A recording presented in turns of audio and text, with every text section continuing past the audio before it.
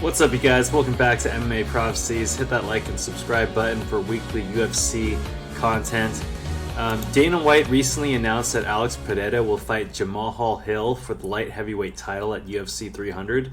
Hill is coming off an Achilles injury after playing in a UFC fighters basketball game in July of last year. And this entire time I thought he got hurt during some kind of training. In my opinion, that was a really dumb move for him to risk his entire UFC career on a game of basketball.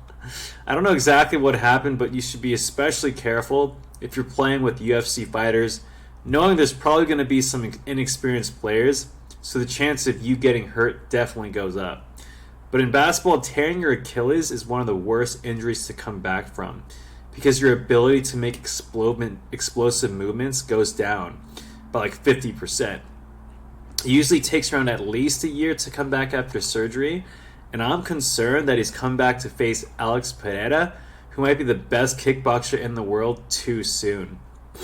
Alex, on the other hand, has fought 3 times in 2023, recently in November, and has looked phenomenal since moving up to light heavyweight, beating Jan Blachowicz and Yuri Prochazka, and making it look rather easy.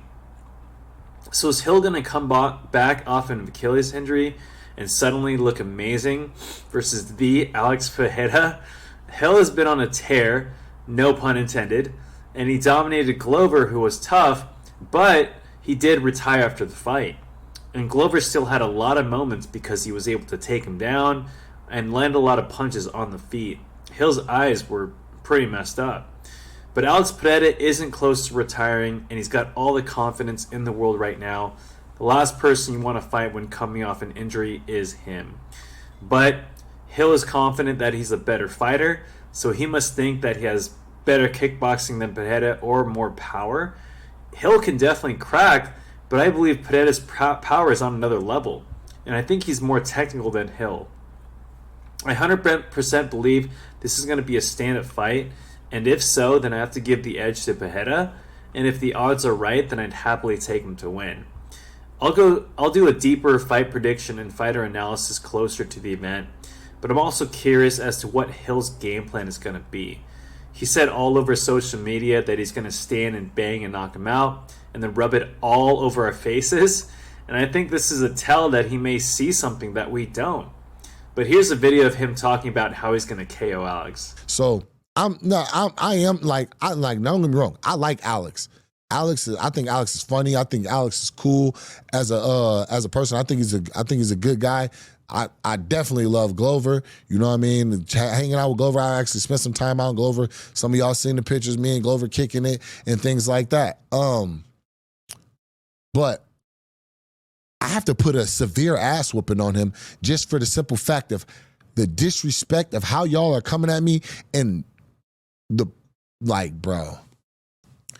I'm making a very assertive point, and and mark my words when I say this. There will be no, I do not plan on taking him down. I do not plan on wrestling him.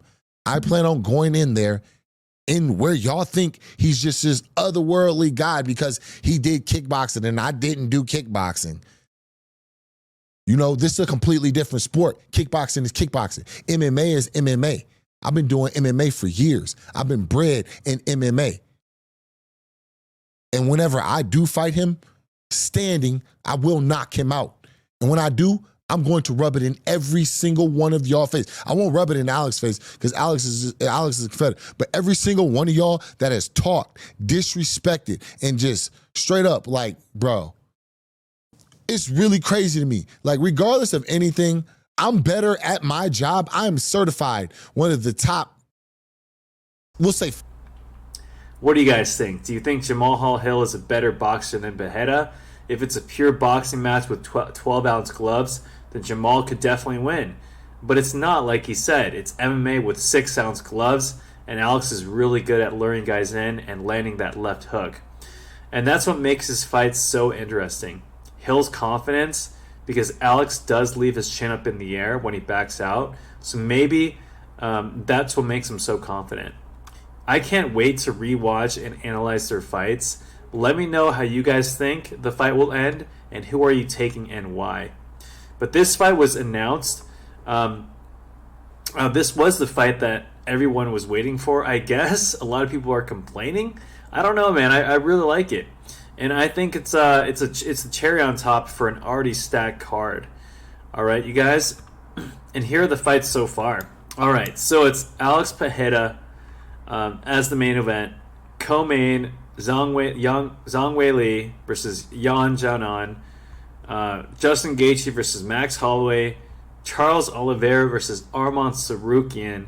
Yuri Prochazka versus Alexander Rakic. Calvin Kattar versus Aljamain Sterling. Bo Nickel versus Cody Brundage. Davison Figueiredo versus Cody Garbrandt. Holly Holm versus Kayla Harrison. Sadiq Youssef versus Diego Lopez. Jessica Andrade versus Marina Rodriguez should be a good one. And Bobby Green versus Jim Miller is definitely going to be a good fight. So that is a pretty sick card. Definitely the sickest card so far for 2024. Now, what are you guys looking for, right? I'm looking forward most to this fight. Charles Oliveira versus Arman Tsarukyan and Holloway versus Gaethje for the BMF belt.